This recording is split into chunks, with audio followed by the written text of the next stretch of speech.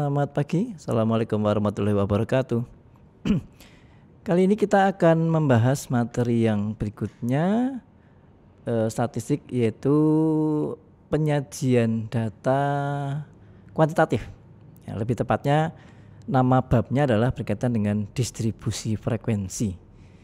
Kenapa dikatakan sebagai distribusi frekuensi? Ya, kita lihat ya.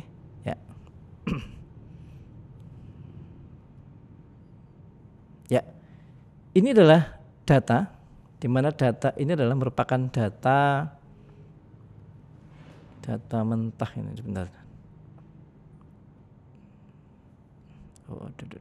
Ya, data yang jumlahnya banyak dalam bahasa statistik disebut sebagai data mentah, data yang memang belum ringkas, belum informatif ya. Jadi datanya masih begitu banyak dan data ini memang dikumpulkan dari pengunjung Sriwedari. Ya, sayangnya Sriwedari ini sekarang sudah dibongkar ya.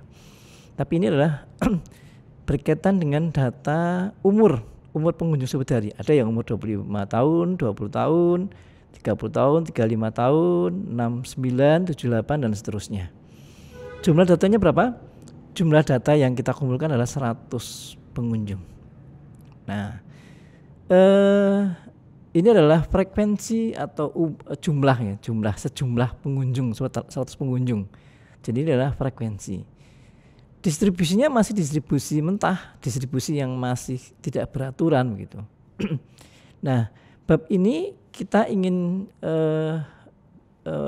meminta kita bahwa data yang seperti ini, seperti saya sampaikan di pertemuan awal statistik, bahwa data itu harus tidak hanya ringkas, tidak hanya sederhana, tetapi informatif. Nah, apakah data mentah yang seperti ini informatif? Ya, kalau saya tanyakan ke Anda bahwa dari data umur ini sejumlah 100 orang ini, ya, dalam umur berapa pengunjung yang paling banyak datang ke Sriwedari? Berapa? 20? 40? 85? 20 sampai 40? 50 sampai 55? Mestinya kita akan lebih informatif kalau ada satu nilai tertentu ya. Nah, paling tidak ada dari data sekian sampai sekian ya, misalnya di kisaran 20 sampai 22 ya, kisaran 85 sampai 90 misalnya. Nah, data yang di dalam kisaran tertentu yang tidak terlalu melebar, tidak berantakan, itu yang dikatakan sebagai data informatif ya. Lalu data informatif kemudian tujuannya apa? Bahwa informatif ini mestinya adalah untuk pengguna. Kalau berkaitan dengan pengelolaan tempat wisata ya, yang menggunakan memang pengunjung, tetapi yang akan membuat kebijakan, jadi output data ini itu akan dibaca oleh siapa? Ya, dibaca oleh pengelola. Ya, bisa pengelola Sriwedari yang swasta, atau kalau ini dikelola oleh pemerintah ya pemerintah butuh ya pengunjungnya jumlahnya berapa tiap harinya ya, dalam satu bulan berapa, kemudian dalam umur berapa, tempat-tempat yang dikunjungi atau hiburan apa yang dibutuhkan misalnya gitu ya.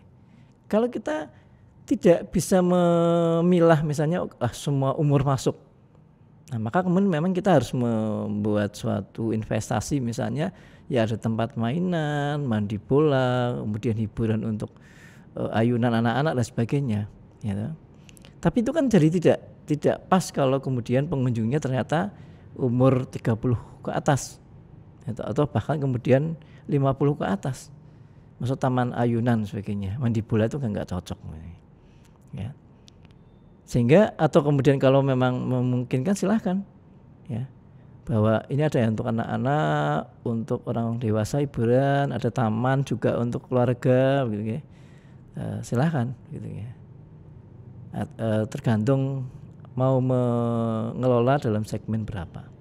Tetapi ya akan lebih efektif kalau kemudian bahwa investasi itu, perkiraan bisnis ke depan itulah didasarkan atas data-data tahun yang lalu gitu.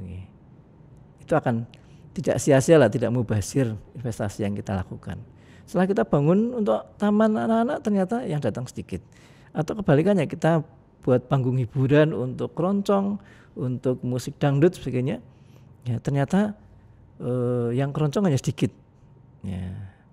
Jumlah orang tua yang datang berkunjung ke Sudari enggak, atau kalau sekarang balik kambang nih, ya, itu ternyata sedikit. Ya percuma dong kita kemudian sampai mengundang artis. Ya, jadi ada ketidakefektifan biaya, alokasi biaya ke sana. Jadi memang data seringkali dibutuhkan di dalam pengelolaan, apalagi pengelolaan bisnis itu lebih penting lagi. Data yang diprediksi, ya bisa menggambarkan, ya misalnya yang paling banyak berapa dalam umur berapa, ya yang sering berapa, dalam hari apa aja yang mereka datang berkunjung, apakah dari Senin sampai dengan Sabtu atau hanya Sabtu Minggu, ya, ini menjadi penting. Artinya misalnya alokasi, kalau tadi alokasi investasi, tapi yang benar kalau alokasinya adalah alokasi mengenai petugas, ya. PNS kan biasanya karyawannya banyak, misalnya dalam satu hari dibuat rata-rata satu hari petugasnya 5 atau 10. Nah, kalau pengunjungnya pas banyak nggak masalah, tapi kalau pas hari Senin, Selasa, Rabu ternyata tidak ada pengunjung, ya maka berlebih-lebihan penugasan itu. Karena itu sekali lagi bahwa data menjadi syarat, ya, atau kemudian menjadi alat yang bisa digunakan untuk memberikan informasi yang benar-benar informatif. Kembali ke kasus ini, dalam umur berapa pengunjung Sudari? Nah, kita masih belum bisa mengetahui secara pasti, ya. Bisa 20-an ke atas, bisa 30-an ke atas, bisa 50-an ke atas. Oleh karena itu kemudian data mentah yang jumlahnya banyak seperti ini, ya, kita harus sajikan. Seperti hanya kemarin kita membicarakan mengenai penyajian data kualitatif. Ada tabel, ada diagram batang dan diagram garis. Nah, untuk data-data angka seperti ini adalah penyajian data kuantitatif. Di materi distribusi frekuensi memang kemudian secara khusus membahas mengenai penyajian data kuantitatif. Ya. Penyajian data kuantitatif pada dasarnya sama dengan data kualitatif, hanya kita perlu membedakan apakah data tersebut akan dibuat di dalam, ya akan disajikan dalam bentuk data tunggal, data ditampilkan dengan data nilai yang tidak berkelompok. Jadi tadi satu-satu, ya 20 berapa, 21 berapa, 22 berapa, 23, jadi satu-satu. Ya. Kemudian yang di sebelah kanan kalau tabel berarti yang umur 20 berapa jumlahnya, 21 berapa, 22 berapa, 23 berapa, punya urut satu-satu. Ini sebagai data tunggal. Bayangkan kalau datanya kemudian sampai misalnya pendapatan sampai sekian juta. Maka data itu kan berarti tidak praktis, ya, kalau menggunakan penyajian data secara tunggal. Tapi kita nggak perlu berhati-hati karena kemudian kita bisa menggunakan alternatif yang lain, yaitu bahwa data ini kita kelompokkan di dalam kelompok-kelompok kelas. Di mana kelompok-kelompok kelas ini jarak antara anggotanya, ya, anggota ring misalnya 20 sampai berapa, sekian sampai berapa, sekian sampai berapa itu, ya nanti disebut sebagai interval, itu harus sama, ya harus sama.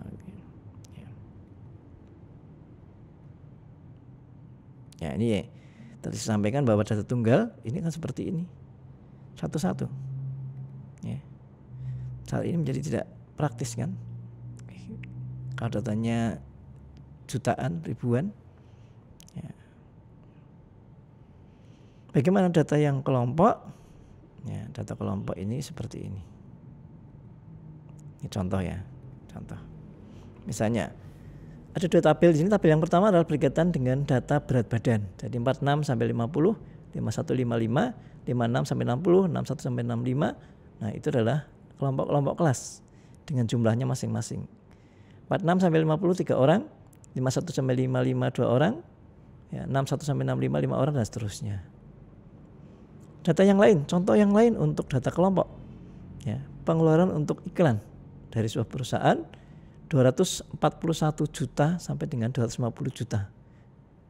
251 sampai 260, 261 sampai 270 dan seterusnya dalam jutaan. Banyaknya iklan ya, yang menghabiskan pengeluaran 241 sampai 250 adalah 5 iklan yang menghabiskan 301 sampai dengan 310 ya, sebanyak 3 iklan. Ya, ini yang terbanyak di mana? Ternyata yang di 261 sampai dengan 270. Kalau untuk berat badan yang terbanyak berapa? Ternyata yang terbanyak adalah di umur 81 sampai 85 misalnya.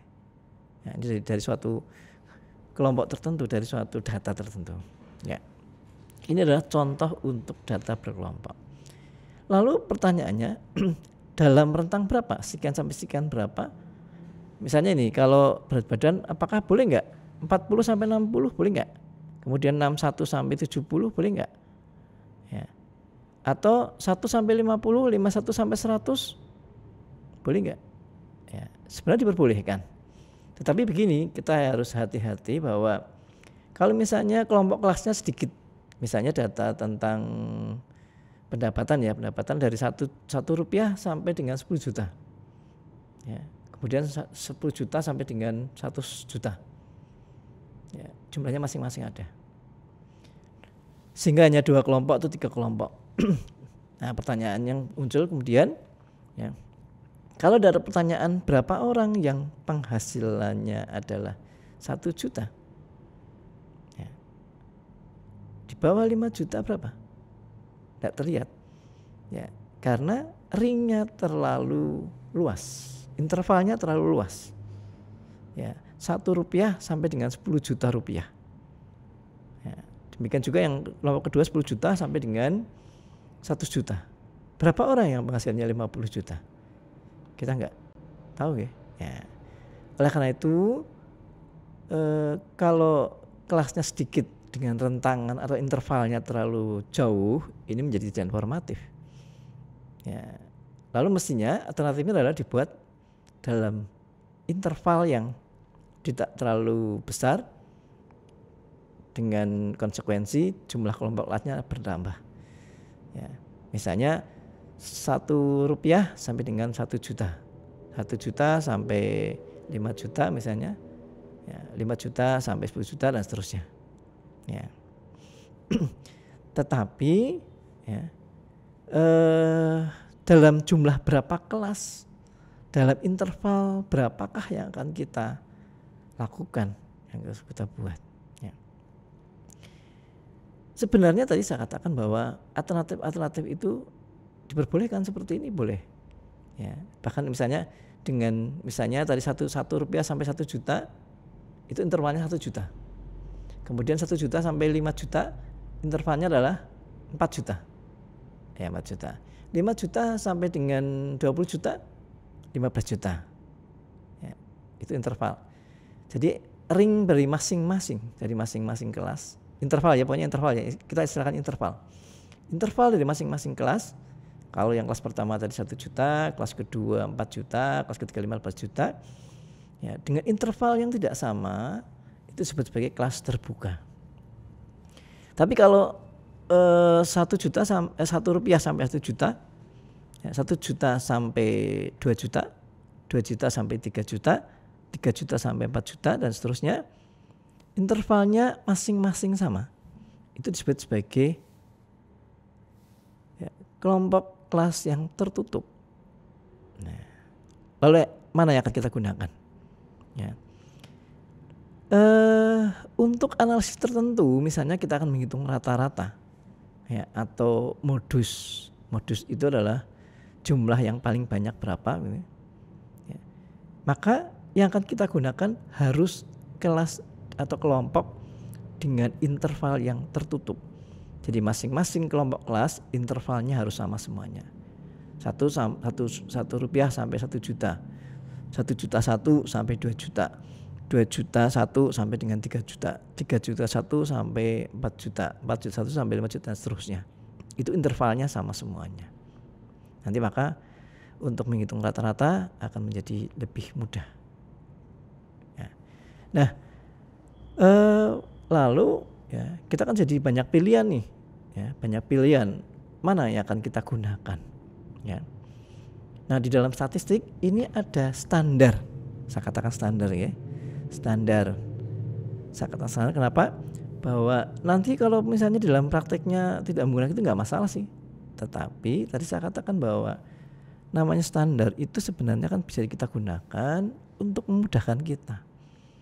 Pabrik itu mengeluarkan misalnya suku cadang, mesti ada tipe-tipe tertentu, standar tertentu yang ini misalnya digunakan untuk motor ini, busi ini digunakan untuk ini, injeksi ini dan seterusnya.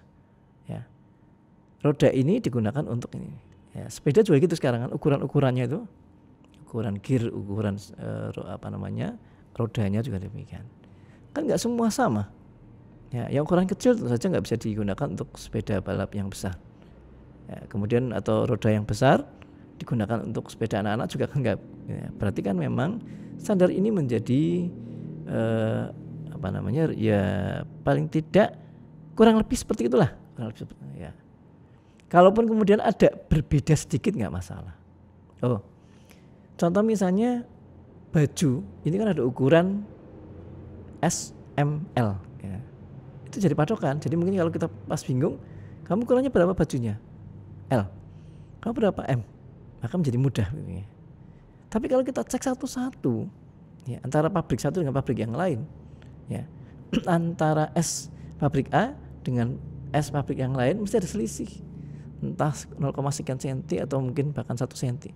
Tetapi kan nggak mungkin selisihnya kemudian sampai 10 senti kan nggak mungkin. Ini artinya perubahan sedikit nggak masalah. Tapi kalau berbeda jauh, ya kok masuk selisih 10 senti makanya sudah tidak masuk di M aja nggak masuk dong. L bisa jadi sudah nggak masuk, bisa jadi sudah malah XL sebagainya. Berarti itu sudah jauh dari standar yang ada. Bagaimana kemudian standar untuk pembuatan kelas? Ya.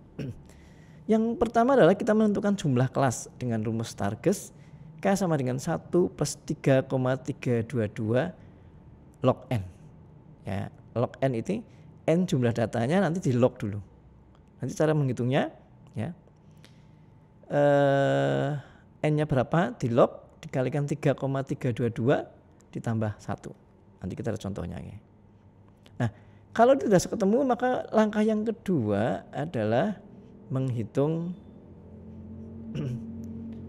rentangan data atau ring. Ya, ring ternyata berbeda, ring dengan interval beda ya. Ring itu adalah nilai data tertinggi, XN data tertinggi dikurangi dengan data yang terendah. Ya, berapa? Ya. Kemudian langkah yang ketiga adalah baru menentukan interval. Nanti ini yang kemudian dengan jumlah kelas berapa, misalnya ketemu 10. Kalau masing-masing berapa sih dari 1 juta, 1 rupiah sampai 1 juta atau 1 rupiah sampai 5 juta atau 1 rupiah sampai 500.000, ya, tergantung intervalnya.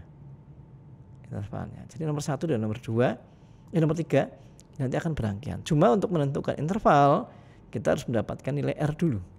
Ya, dari data mentah ini ya, data mentah. K adalah jumlah kelas tadi. Kalau itu sudah ketemu intervalnya, maka langkah yang berikutnya kita bisa menentukan batas kelasnya. Sekian sampai sekian dari interval tadi. Kelompok kedua berapa? Sekian sampai sekian. Sekian sampai sekian sampai sejumlah kelas yang sudah kita hitung di dalam Stargess tadi. Cuma nanti kalau ternyata ketemu 10 kita buat 11 boleh nggak? Ya, atau 10 kemudian kita buat 9 ya. Atau bahkan angkanya ketemunya koma-koma. Maka jadi beda kan, 9,5 ada yang membulatkan jadi 10, ada yang membulatkan 9,5, enggak masalah sih sebenarnya. Enggak masalah. Sekali lagi bahwa ini standar. Saya katakan bukan kemudian saya enggak pasti enggak, tapi karena standar itu boleh agak beda sedikit, tapi sekali lagi tidak boleh jauh-jauh. Ketemunya 10 Anda buat 20 kelas atau 15 kelas terlalu jauh. Ketemunya 10 Anda menentukan 5 kelas saja. Ini kan juga jauh dari standar tadi ya. Oke. Lalu yang terakhir, kalau sudah kita mendapatkan kelas, maka kita tinggal mendistribusikan. Oh, batasan pertama sekian, berapa orang kita hitung.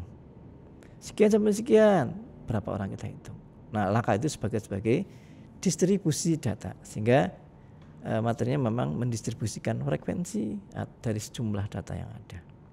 Kita masuk contoh yang tadi, yang pertama.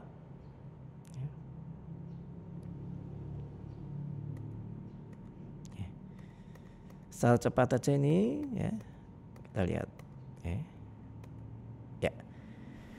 Data mengenai umur pengunjung tadi ya, jumlah datanya 100, log 100 2 kalikan 3,322 ketemunya 6,644. 6,644 tambah 1 ketemu 7,644. Jumlah kelas kalau koma ya, data kontinu ini kan jadi aneh ya. Jumlah orang berapa yang hadir, 3,5 orang kan jadi aneh. Maka ada beberapa data yang memang kita perbolehkan untuk dibulatkan, sehingga kalau kita bulatkan jadi 8. Ring adalah data tertinggi. Data tertinggi ternyata 98, data terendah 20. 98 kurangi 20, 78. Lalu melangkah ke interval rumusnya adalah R per K. 78 dibagi 8 sama dengan 9,75. Nah, interval ini ya, berbeda dengan data jumlah kelas tadi ya. Nah, jumlah kelas, jumlah orang itu kan harus bulat. Interval ini boleh tidak bulat, tetapi ada kesulitan kadang-kadang. 9,75 berarti nanti kan dari 20 sampai dengan 29,75. Nanti yang berikutnya ada 9,76. Jadi agak ribet kalau seperti ini. Maka diperbolehkan ya. Datanya adalah namanya data diskrit atau dibulatkan. Ya, dibulatkan menjadi 10. Sehingga jumlah kelasnya 8. Masing-masing intervalnya adalah 10.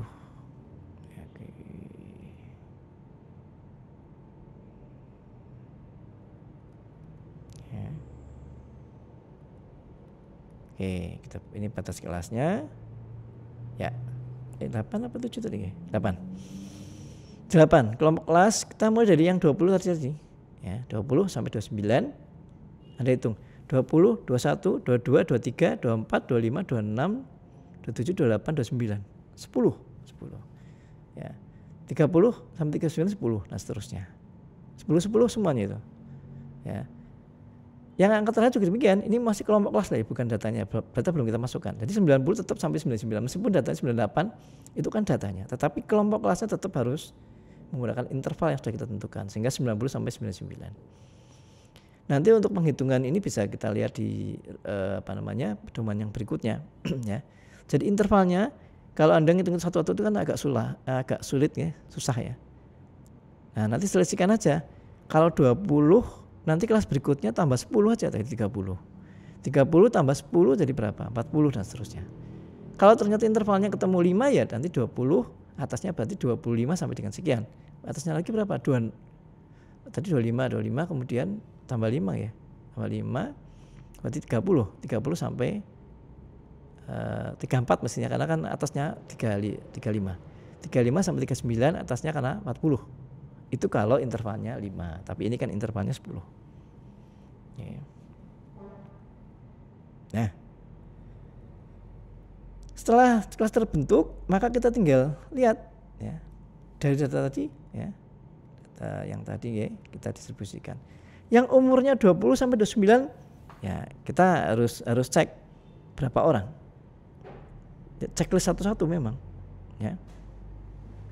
Seperti ini kan kok pekerjaannya jadi konvensional.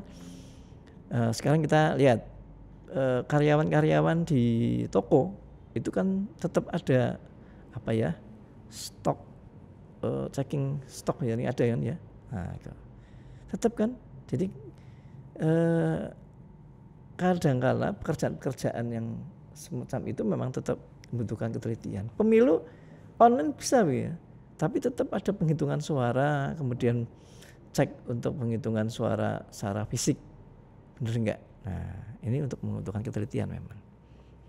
Ya.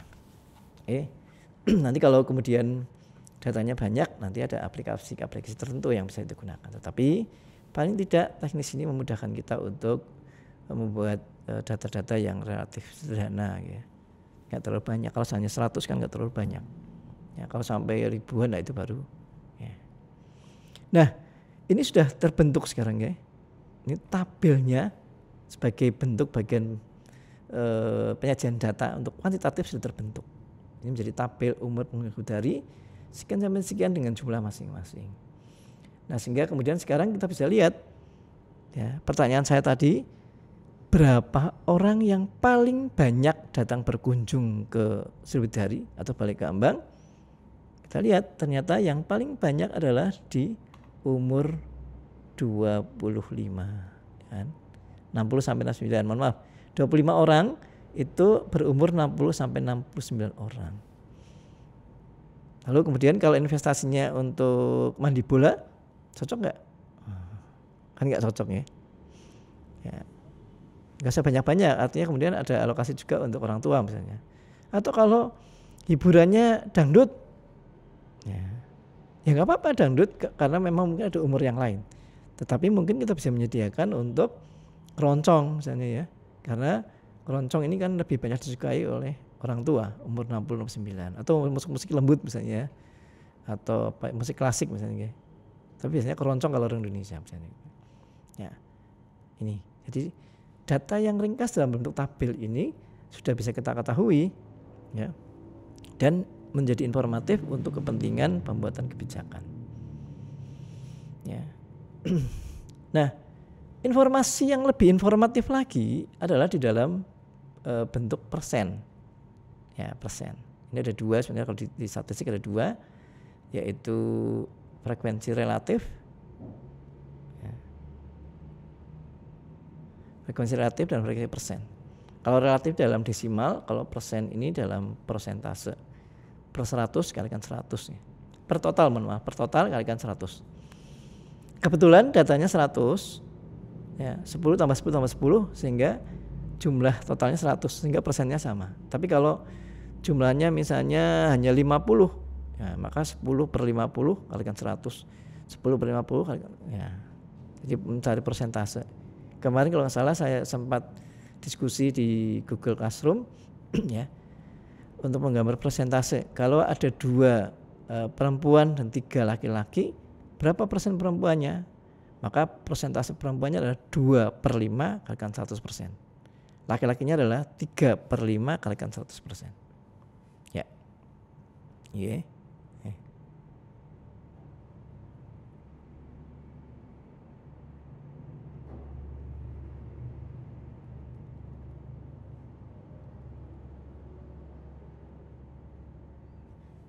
Oke, itu untuk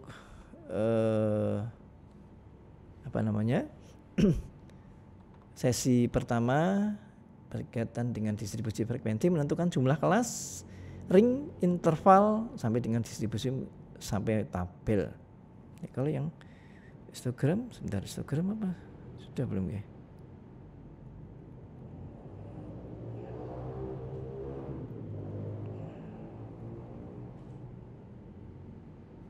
Oke, ini saya pikir cukup dulu, ya. Cukup dulu, nanti kita lanjutkan karena supaya videonya bisa dilihat dengan lebih enak kalau terlalu panjang. Oke, terima kasih. Untuk sesi pertama kita selesaikan. Terima kasih. Assalamualaikum warahmatullahi wabarakatuh.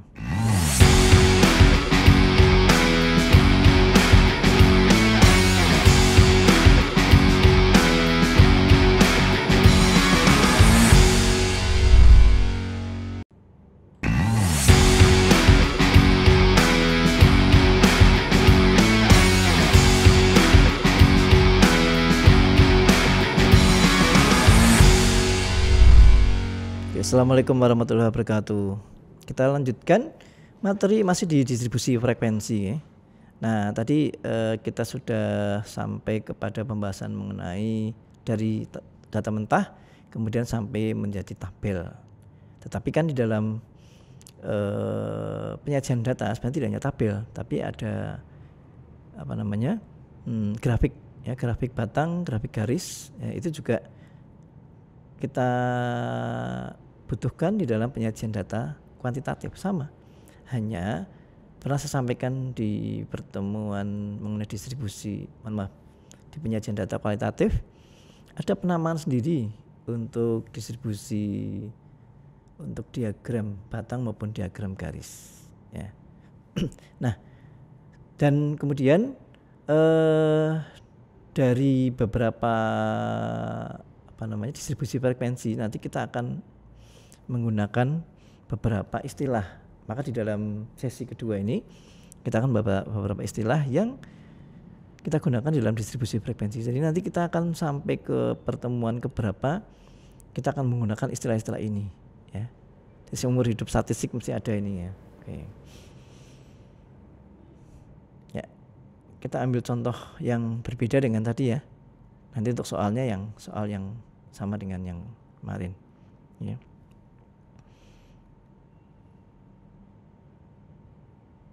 Ini kok. Ya. Nah, istilah yang pertama adalah kelas, ya, atau kelompok kelas. Kita dengan menggunakan data yang berbeda, umur 1 sampai dengan 5 jumlah orangnya 20, 6 sampai 10 jumlahnya adalah 10 orang, 11 sampai 15 jumlahnya 50. Di sini ada 3 kelompok atau 3 kelas, ya. Ini kelas. Jadi kalau ada kelompok-kelompoknya tergantung berapa. Tadi kalau di soal pertama ada 8 kan? 8 kelas. Ya, mudah nggih, bisa dipahami, ya, naik kelas. Kita lanjut yang kedua, yaitu batas kelas, ya. Nah, di kelas itu ada yang disebut sebagai batas kelas atau kelas limit. Nanti batas ini kita akan gunakan untuk menggambar diagram batang, ya, diagram batang. Ini untuk menghitung nanti untuk rata-rata modus nanti kita gunakan. Tapi kalau untuk batang nanti berbeda. Mohon maaf. Batas kelas, ya. Di mana kita menentukan batas kelas atau mendapati batas kelas, ya. Tentu saja batas inilah yaitu nilai-nilai yang membatasi kelas yang satu dengan kelas yang lain.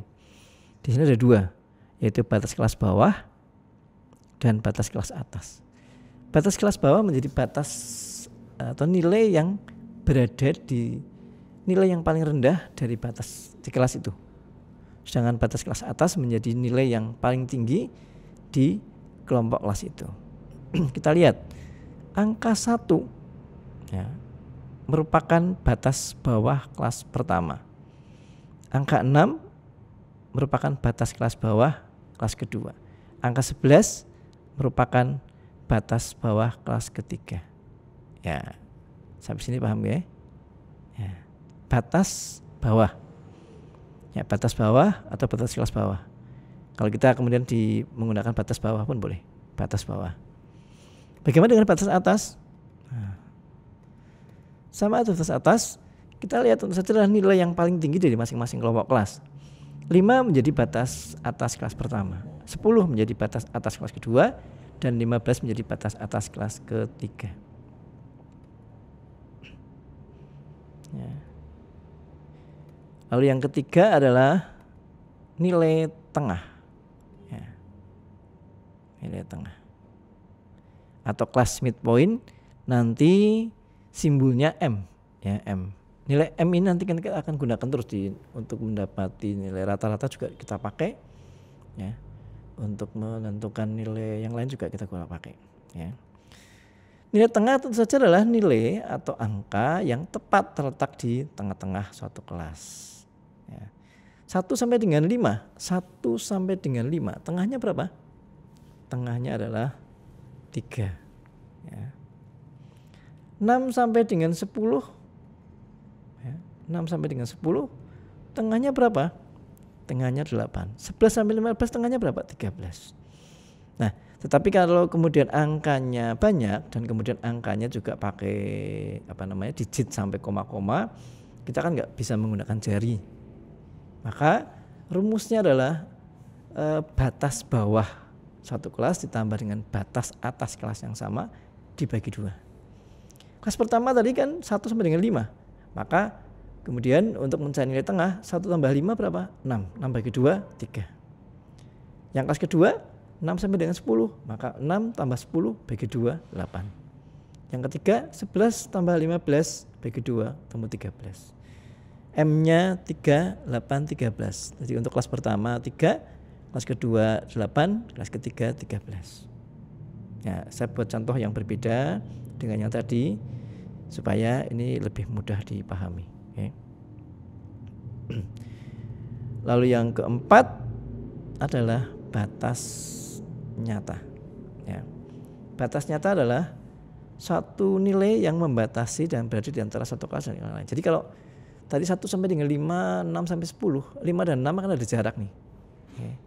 5 hanya menjadi batas atas kelas pertama, 6 menjadi batas bawah kelas kedua. Nah, tapi ada satu nilai yang membatasi di antara keduanya, benar-benar membatasi antara kelas.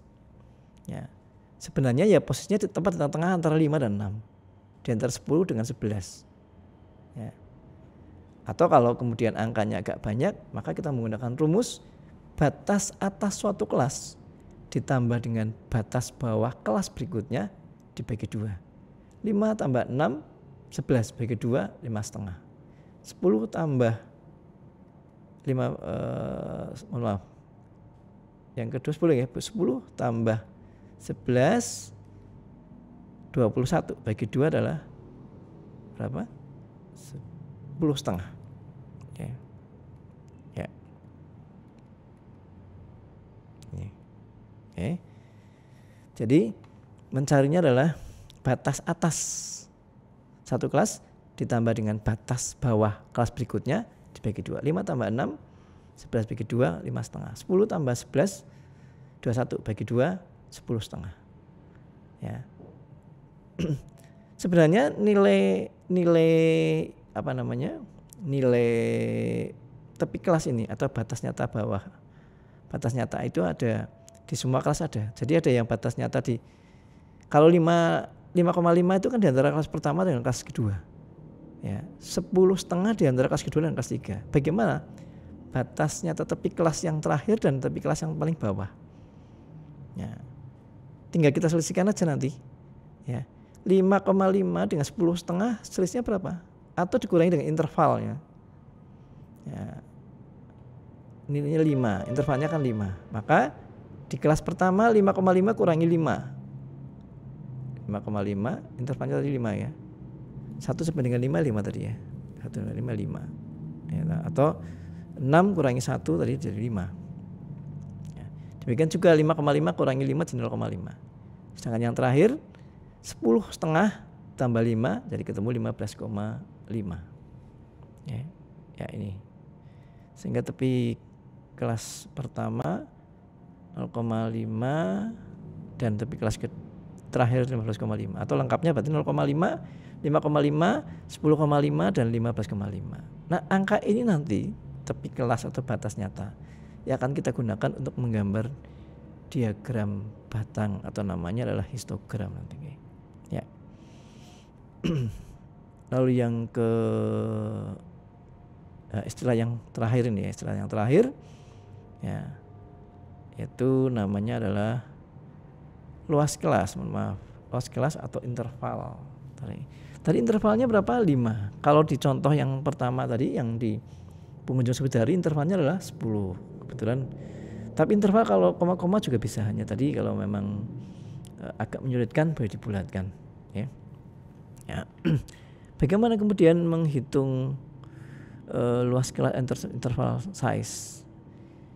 Kalau di pembahasan awal dengan interval itu rumusnya R per K.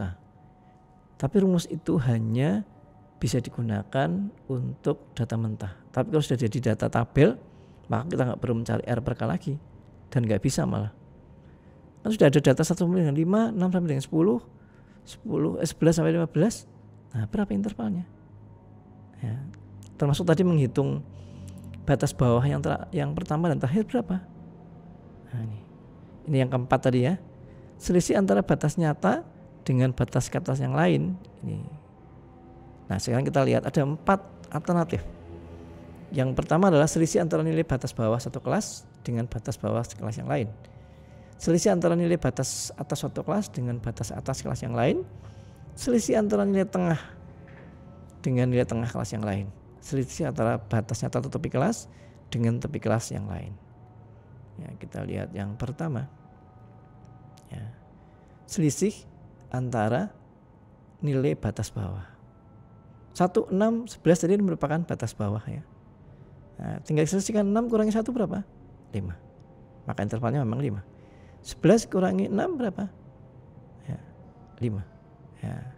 Ini jadi nanti kalau kemudian membuat kelas seperti itu, intervalnya ketemunya berapa? 5. Ya, kalau datanya ada 1 berarti kan 1 sampai dengan berapa di kelas yang kedua? Jadi 6 kan? 6, 1 tambah 5 6. Maka kelompok kelasnya 1 sampai dengan 5. Ya, kemudian yang kedua berapa? Ya, 6 tambah 5 jadi 11. Maka di sini jadi 10. 6 sampai 10 ini jadi 11. Di sini pun juga demikian. Ini kan mestinya 16. 11 tambah 5 16. Maka sini menjadi 15. Ya, ini. Ya. Ya, itu yang pertama. Sekarang yang alternatif yang kedua, selisih antara batas atas. Tadi batas bawah, sekarang batas atas. Sama, 10 kurangi 5, 5. 15 kurangi 10, 5. Sehingga memang intervalnya adalah sama semua. Kalau masih ada yang pertanyaan, apakah intervalnya harus sama? Memang harus sama, karena untuk kepentingan analisis statistik tertentu, kita memang harus menggunakan interval kelas yang sama semua untuk semua kelompok kelas. Ya. Yang ketiga ya, yaitu menggunakan nilai tengah ya, nilai tengah. Tadi nilai tengahnya sudah ketemu 3, 8, 13. 8 kurangi 3 berapa? 5. 13 kurangi 8 berapa? 5. Nah ini juga kalau kita balik juga bisa, misalnya saat menentukan M-nya berapa, kan tadi bisa ya 1 tambah 5 bagi 2 ketemu 3. Ya, M di kelas berikutnya berapa? Kita boleh menggunakan 6 tambah 10 bagi 2 ya. Tapi kalau kemudian menyulitkan penghitungan, angkanya banyak, tinggal ditambahkan aja. 3 ditambah berapa intervalnya? Jadi tambah 5 jadi 8. 8 tambah 5 jadi 13. Ya, kalau intervalnya 5. Ya. Lalu yang keempat ini. Ya. Yang keempat tadi ya. Atau selisih antara batas nyata kelas ya, dengan batas nyata kelas yang lain. Ya, tadi ketemu 5,5, 10,5, 15,5, 10,5 dengan 5,5, 5. 5,5 kurangi 5 berapa? Jadi 0,5. 10,5 tambah 5 berapa? Jadi 15,5. Nah ini. Karena interval kelasnya adalah 5. Nah nanti nilai ini akan kita gunakan tadi untuk menggambar histogram. Ya.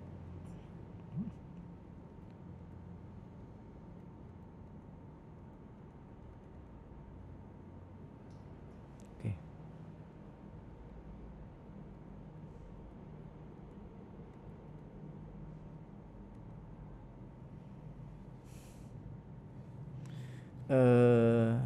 Untuk istilah ini kita selesaikan dulu ya. Kita lanjut nanti ke penggambaran yang terakhir, histogram dan poligon untuk pertemuan ketiga ini. Oke, terima kasih. Assalamualaikum warahmatullahi wabarakatuh.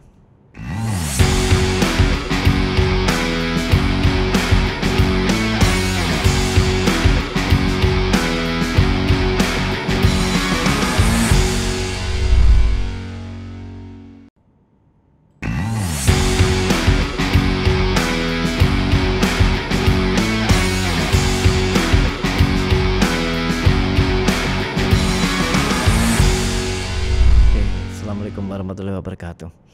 Kita masih di dalam pembahasan mengenai distribusi frekuensi dan kita tadi sudah menyampaikan berkaitan dengan beberapa istilah yang memang akan digunakan seumur hidup ya, umur hidup statistik atau selama Anda belajar statistik sampai kemudian skripsi pun masih mendapati istilah-istilah itu. Oke. Ya. Nah, sekarang kita adalah penyajian data untuk yang batang maupun garis, karena tadi tabel sudah ketemu ya. Tabel sudah ketemu. Nah, penyajian data kuantitatif ada 3. histogram dan poligon. Yang terutama yang banyak dipakai adalah histogram dan poligon. Nanti kalau waktunya nggak mencukupi mungkin OGIF nanti bisa dibaca ya. Ya, yang penting paling nggak histogram dan poligon yang termasuk di soal ya, soal nanti saya fokuskan kedua saja ini ya, histogram dan poligon. Kita lihat satu persatu. Yang pertama adalah histogram. Histogram merupakan diagram batang ya, di mana penggambarannya adalah berimpit antar tepi kelas tadi ya, dari satu kelas dengan tepi kelas yang lain ya. Tentu saja karena berimpit maka ada batas-batasnya. Nah, batasnya menggunakan apa? Batasnya menggunakan batas nyata kelas atau tepi kelas. Oke.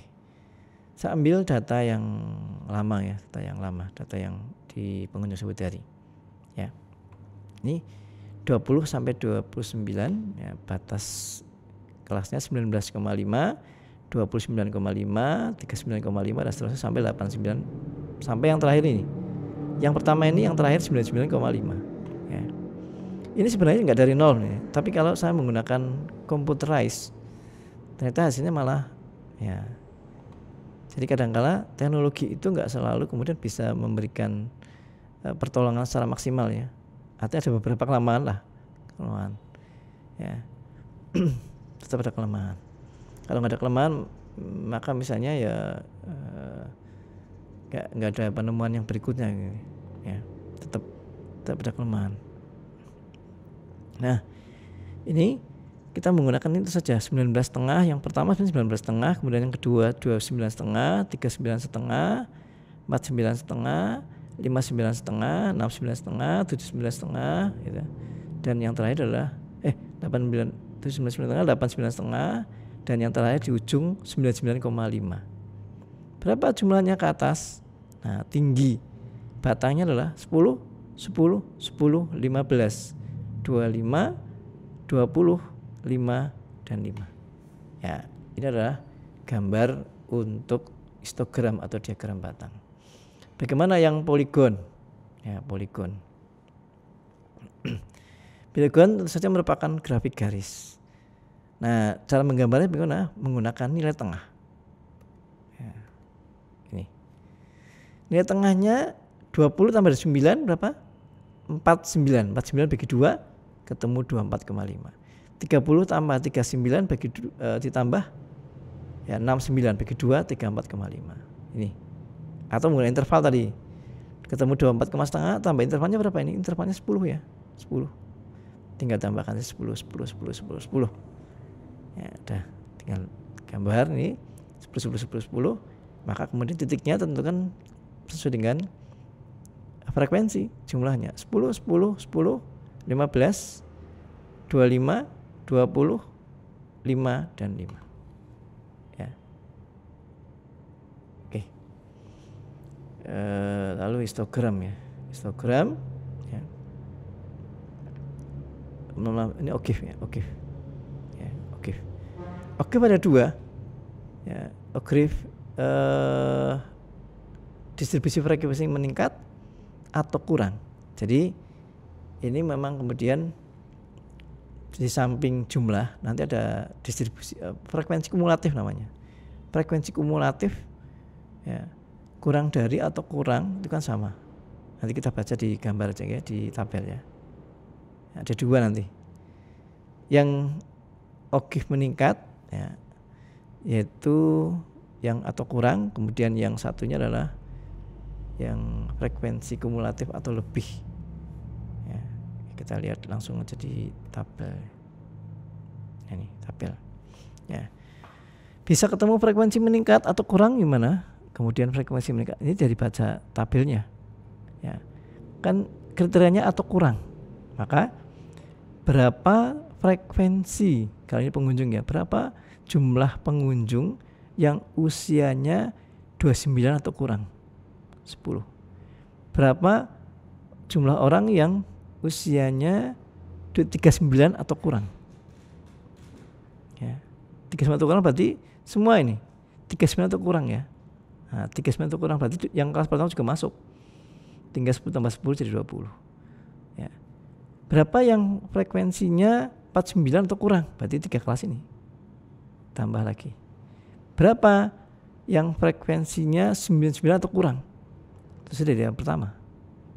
Dijumlah semuanya menjadi 100. Jadi ini kan meningkat ini frekuensinya. Ya. Karena kumulatif. 10 tambah 10 20, tambah 10 lagi 20, tambah 10 lagi 30, tambah 15 45, tambah 25 17 seterusnya. Nah, ini agak terbalik sehingga disebut sebagai tapi ini menurun sebenarnya, frekuensi menurun ya, atau lebih. Karena dari 100 kemudian 90, 80 seterusnya. Ya, kalau membacanya gimana? Membacanya adalah berapa yang frekuensinya 20 atau lebih. 20 atau lebih kan tidak hanya di sini. Semua kelas masuk. Nah, ya 90 masuk 20 atau lebih kan. Maka 100 orang. Berapa yang frekuensinya 30 atau lebih? Maka tanpa yang 20 sehingga 100 kurangi 10, 90. Berapa orang yang frekuensinya 40, yang usianya 40 atau lebih? Istilah lain mungkin di atas ya. Tapi kalau di atas 40-nya nggak masuk. Ya. Sehingga lebih tepatnya memang atau ya 40 atau lebih. 40 lebih. Tapi kalau di atas 40-nya nggak masuk. Tapi ini kan 40-nya masuk. Berapa? Ya ini berarti kurangi dua kelompok di atas sehingga jadi 80. Demikian seterusnya. Berapa orang yang frekuensinya 90 atau lebih? Tentu saja hanya 90 ke atas, yang di bawahnya nggak masuk, sehingga ya 100 kurangi 95 ketemunya 5 orang. Ya. Oke. Ini ya tadi kan sudah ketemu frekuensinya. Ya ini umurnya tadi umur tadi menggunakan yang batas atau tepi kelas tadi ya, tepi kelas, tinggal kita gambar ya, gambar ini menggunakan batas nyata atau tepi kelas. Demikian juga yang oke berikutnya ya, ini yang ya, sama menggunakan batas nyata tepi kelas tapi dari 100 dan seterusnya kita gambar. Oke ya, selesai kan? Ya selesai. Oke ya. Nah nanti tugasnya ini ya, karena banyak tugas mungkin hanya 2 saja ya, histogram dan poligon. Oke, terima kasih untuk pertemuan berkaitan dengan tema distribusi frekuensi. Ada 3 podcast ya, 3 podcast ya, karena soal sudah ada dan sudah kita share di baik LMS maupun linknya adalah di Google Classroom ya, Google Classroom. Terima kasih. Selamat siang. Assalamualaikum warahmatullahi wabarakatuh.